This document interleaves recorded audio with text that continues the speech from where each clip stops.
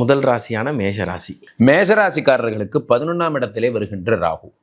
11ஆம் இடத்துல ராகு வரும் பொழுது என்ன ஆகும்னா, நான் நிறைய சேனல்ஸில் சொல்லிட்டு வரேன், ராகு கேது பயிற்சியினால மேஷராசிக்காரர்களுக்கு பெரிய யோகங்கள், அதியோகங்கள், அதாவது உபஜயஸ்தானத்தில் வர ராகு, வெற்றி மீது வெற்றி எல்லாம் கிடைக்கும்.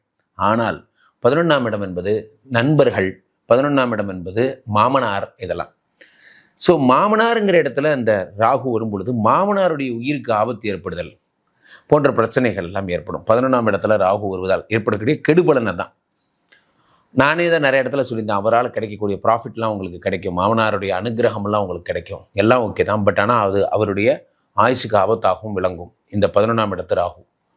ஸோ அதுக்கு நம்ம என்ன பண்ணணும் அப்படின்னா, சென்னையில் இருக்கிறவங்களா இருந்தால் குன்றத்தூர் பக்கத்தில் இருக்கிற சிவன் கோயில், குன்றத்தூர் பஸ் டிப்போ பக்கத்தில் ஒரு சிவன் கோயில் இருக்குது. பக்கத்தில் ஏதாவது பக்கத்தில் இருந்தால் கூட இங்கே வந்துருங்க.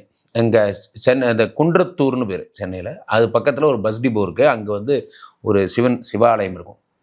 அங்கே சுவாமியுடைய உடம்பே, திருமேனியே பார்த்திங்கன்னா ராகுவுடைய உடம்பு. அது அந்த திருமேனி சுவாமியுடைய சிவலிங்கம் ஃபுல்லாக பாம்பாக இருக்கும். இது நிறைய பேர் சென்னைக்காரங்களுக்கே தெரியாது. அது பார்த்திங்கன்னா அந்த சிவலிங்கம் மட்டும் ராகுவினுடைய பரிகார ஸ்தலம். அவருக்கு சனிக்கிழமையோ ஞாயிற்றுக்கிழமையோ சாயந்தரம் 4:30 மணிக்கு போய் அவருக்கு பாலாபிஷேகம் பண்ணி, அரவேணும் ராகு ஐயனே போற்றி, கரவாதருள் வாய் கஷ்டங்கள் நீக்கி, ஆக வருள் புரி அனைத்திலும் வெற்றி, ராகுக்கணியே ரம்யா போற்றி போற்றி, இதை சொன்னீங்கன்னா இந்த பிரச்சனைகள் சரியாகும். சென்னையில் குன்றத்தூர். ஏன்னா மேஷராசிக்காரர்கள் பயப்பட வேண்டிய விஷயமே 11ல் இருக்கக்கூடிய ராகு கிடையாது, 5ல் இருக்கக்கூடிய கேது. ஸோ அதனால் கேதுவுக்கும் சேர்த்து அந்த இடத்துல வழிபட்டு வருதல் சிறப்பு.